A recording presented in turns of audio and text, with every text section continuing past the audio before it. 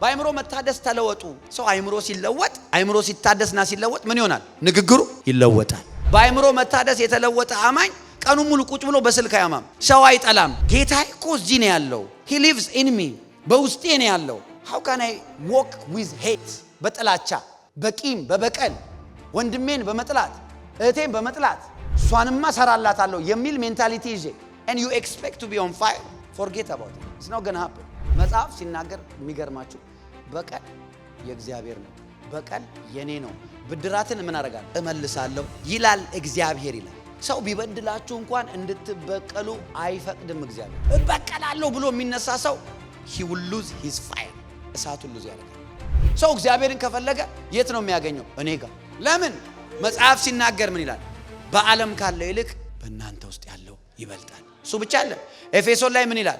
ክርስቶስ በእምነት በልባችሁ እንዲያድር እንዲኖር እኛ የእግዚአብሔር ማደሪያ ነን። ኢየሱስ ደግሞ ምን ብሎናል? የዓለም ብርሃን የምድር ጨው በክርስቶስ የእግዚአብሔር ጽድቅ you are the tree of righteousness እናንተ የጽድቅ ተክል የጽድቅ ዛፍ ይላል።